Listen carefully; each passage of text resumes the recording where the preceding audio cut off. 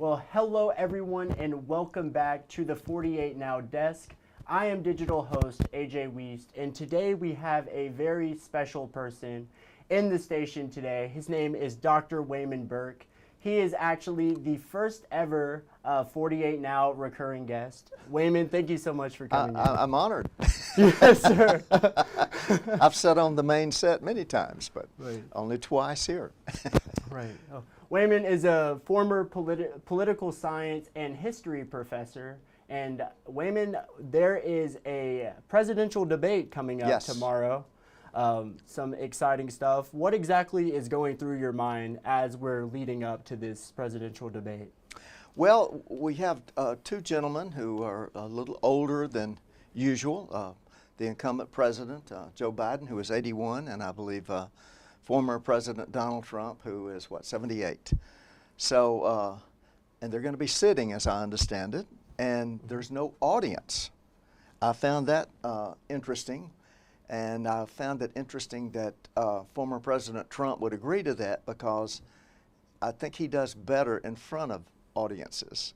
And so Right. it'll be interesting to see if that does or does not affect his stature, you might say.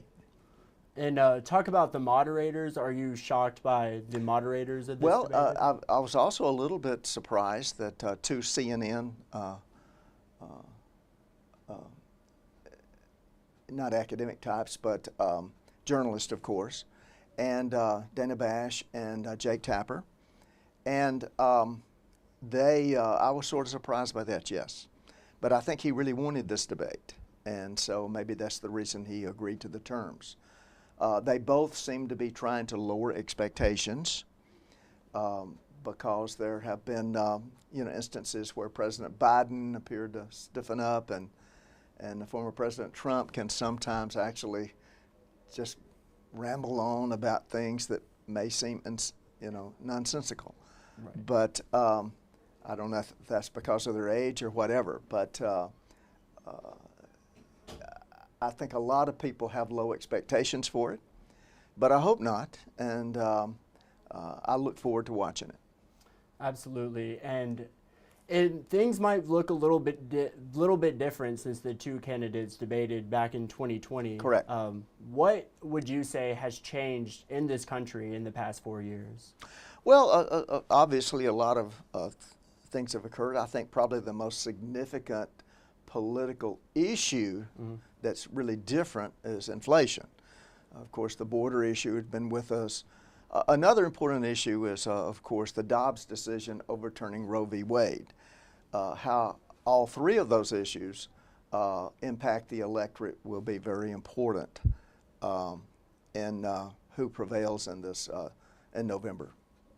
Very true. And would you, or even could you, compare this debate to any historical American presidential debate in the past? Well, it may be. Former President Trump has, in debates, he's boisterous, so to speak, more so than any candidate I've ever seen. Probably more so in the Republican primary debates in 2016, where he basically mocked and ridiculed his opponents. And even at one point in one debate said he would not support the Republican nominee unless it was him. So I think it's going to be interesting to see what his demeanor is. Does he attack Biden? How does Biden respond? As I noted earlier, Biden sometimes seems to freeze up or whatever, and I don't think either one of them are. I think both of them are smart people in their own way. Don't get me wrong. Trump has of course, a career in broadcasting with his television show, The Apprentice, and he is, so it'll be interesting to see how this matchup is. But they did debate in 20, and I guess it's according to who you ask is who did the best, and that'll probably be this time. The Democrats are going to say Biden did, and the Republicans are going to say Trump did. So that's the way the game is played. Absolutely. And Obviously, Donald Trump was recently convicted of 34 felony counts of falsifying business records Yeah. in New York. Of course, he's appealing this decision, but several more cases lie ahead for Trump. Do you think this conviction deters any of his voters at all? Well, there have probably not his voters, probably not his base. As a matter of fact, his fundraising increased dramatically and so forth. But his base is solid. I don't think there's any doubt about that. Some recent polling data by reputable groups in the past couple of weeks seem to suggest that it has swayed independents a bit. And in doing so, if that would be the case, it could impact the election. But then again, we must remember that this election is really going to be decided in a handful of states that include Michigan and Pennsylvania and probably Georgia and Arizona and Nevada, maybe Minnesota. So it's going to be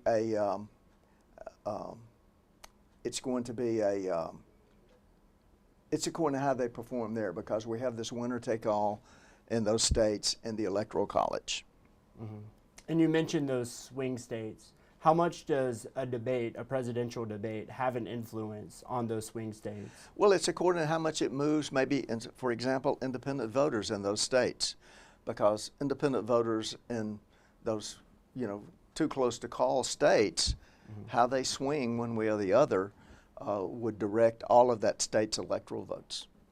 And it was they were powerful voting bloc. And of course, both campaigns have got to work to get out the vote, and that is to get their base out, to make sure their base is not caught flat-footed and think, well, we're going to win or whatever. But I'm sure both organizations will have a massive effort there. Right. I want to talk about Joe Biden a little bit as well.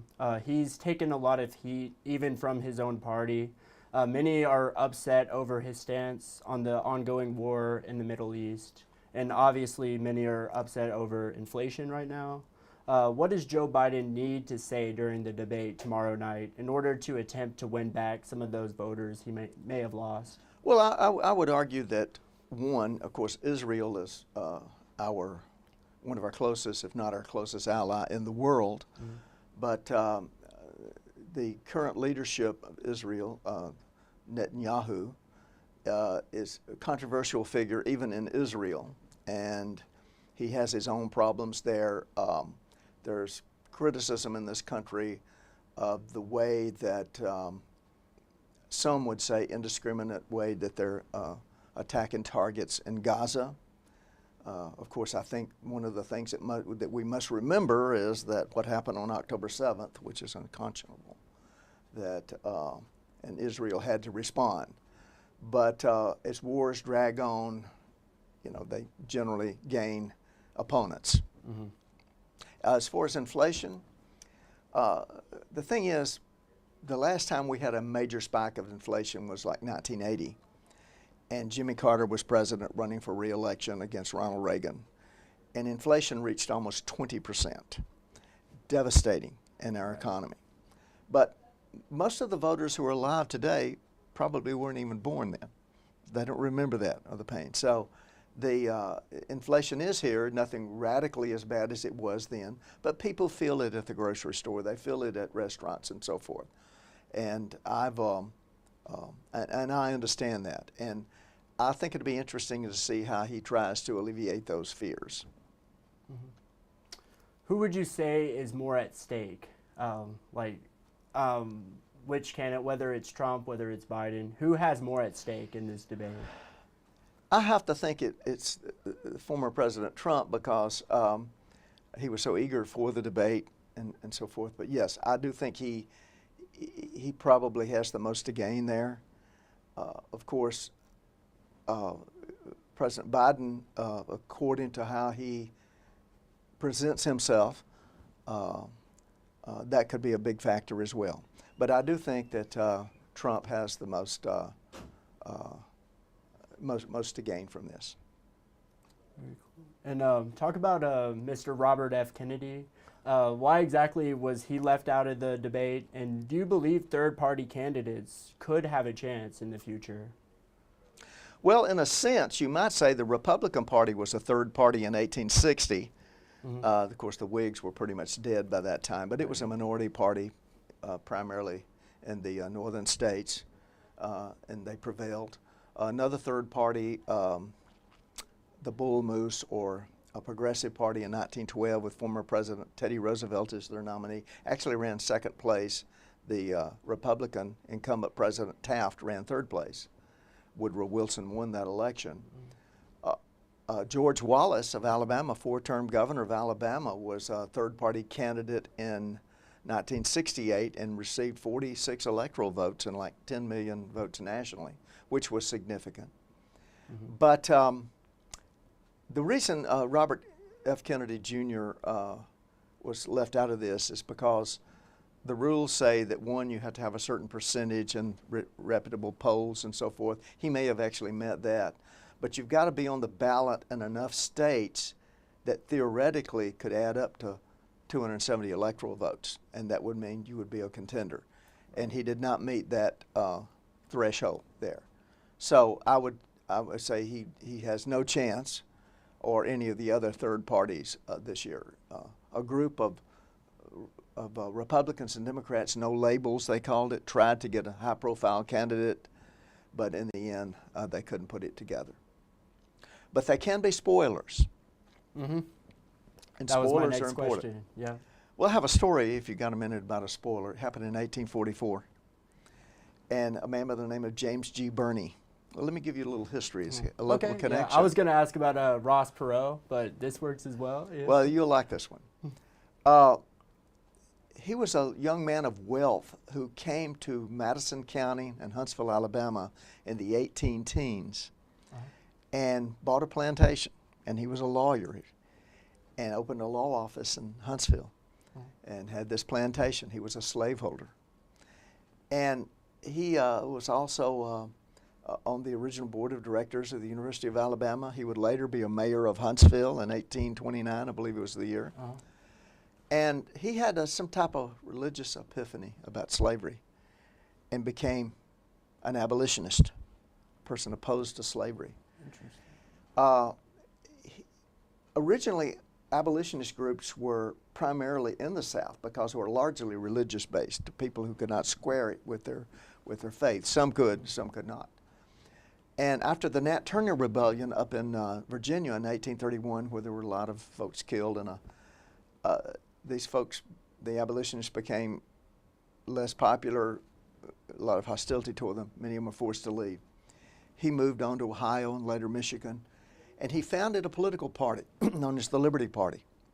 And he was their nominee in 1840 and again in 1844. But in 1844, he was on the ballot in New York and a few other states. He wasn't on every state ballot. He got just enough votes, roughly 16,000, that many historians believe would likely have gone to Henry Clay. But James K. Polk of Tennessee won New York's electoral votes because those 16,000 were taken from Henry Clay. Polk won by like 5,000 votes in New York. That swung all their electoral votes and made Polk president. Wow. Theoretically, had he not been in that race, Henry Clay would have been president. That's a fork in the road moment in history. Yeah. So he's one of the more important spoilers in American history. You mentioned Ross Perot. Ross Perot, there's debate as to who he hurt the most, the Democrats or the Republicans. That's still debated in academic journals and so forth. So, do you think RFK could possibly be a spoiler, or? Well, yeah, he could in some of those states. He could pull enough votes from. Remember the last time in 2020, the Trump people got Kanye West, the rapper, on the ballot in like a dozen states. And and the purpose of having him on the ballot was to try to pull youth vote who might otherwise vote for Biden. And in a close situation, that was the whole purpose. His third party was called the birthday party. But in the end, he did not determine the outcome of the election. But that was the purpose of him being in the race and being on the ballot, was to be a spoiler. I did not realize that. I thought Kanye was actually just running as a third party. I didn't realize that that was kind of a tactic. There was a plan. Wow. Learn something new every day, yes, that's for sure. Trump's VP pick, who do you think it might be at this point? Well, I have just no idea. You can't tell about Trump. He, you know, he's talking about governor of North Dakota, Rubio, and who was the hillbilly elegy guy from Ohio, the senator there. I find it interesting that he's looking at 3 white men. I thought he would probably go with a woman, or perhaps an African-American man, or whatever.